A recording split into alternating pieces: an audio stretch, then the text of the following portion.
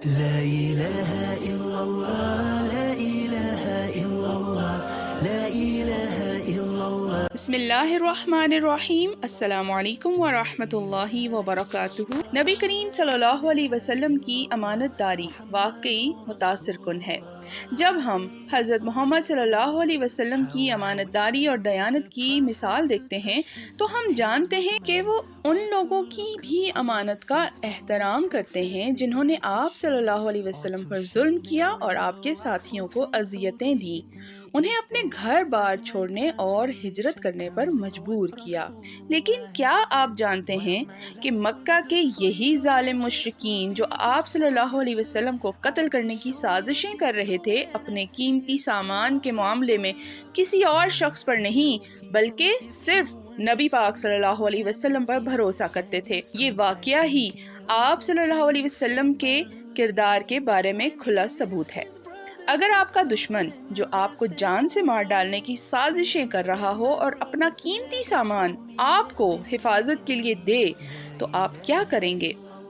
پیاری مفتاح الجنہ کی فیملی، یہی واقعہ ہماری آج کی کہانی ہے. امانت داری حقیقی کردار کی پہچان ہے، ایک مومن کا زندگی گزارنے کا ایک بہتر طرز عمل.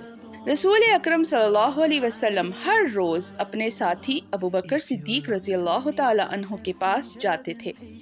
تاہم جب آپ کو ہجرت کا حکم ملا تو وہ دوپہر کے وقت ابوبکر صدیق رضی اللہ عنہ کے گھر گئے اور وہ دونوں فوراً مکہ سے روانہ ہو گئے. مدینے کی طرف شمال کی بجائے جنوب کی طرف چل پڑے تاکہ ان کے تعاقب کرنے والے دشمن کو الجھا دیں جو آپ کو قتل کرنے کا ارادہ رکھتے تھے. لیکن کیا آپ جانتے ہیں کہ ہمارے پیارے نبی صلی اللہ علیہ وسلم نے مکہ میں اپنے پیچھے بستر پر سویا ہوا کس کو چھوڑا تھا اور کیوں؟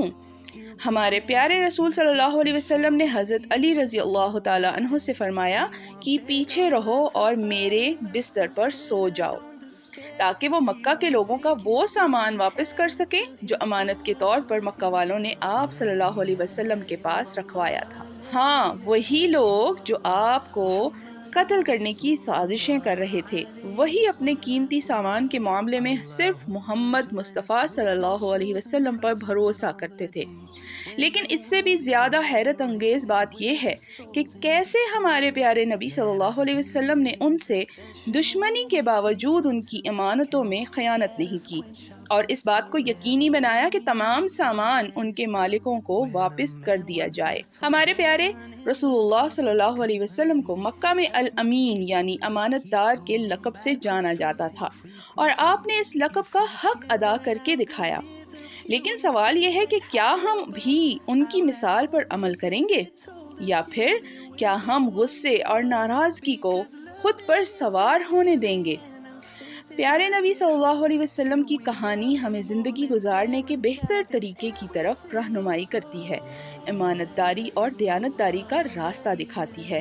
جتنا آپ رسول اللہ صلی اللہ علیہ وسلم کو جانتے ہیں اتنا آپ ان سے محبت کرتے ہیں اور جتنا آپ ان سے محبت کرتے ہیں اتنا ہی زیادہ آپ ان کی پیروی کرنا چاہیں گے. اس لیے آئیے ہم اپنے عمل پر غور کریں. ہم اپنی روزمرہ کی زندگی میں نبی صلی اللہ علیہ وسلم کی امانت داری کو کیسے مجسم کر سکتے ہیں؟ کیا ہم ظالموں سے رحم کے ساتھ اچھا سلوک کر سکتے ہیں جیسا کہ آپ صلی اللہ علیہ وسلم نے کیا تھا؟ کیا ہم ایماندار، قابل بھروسہ اور وفادار ہو سکتے ہیں چاہے یہ مشکل ہی کیوں نہ ہو؟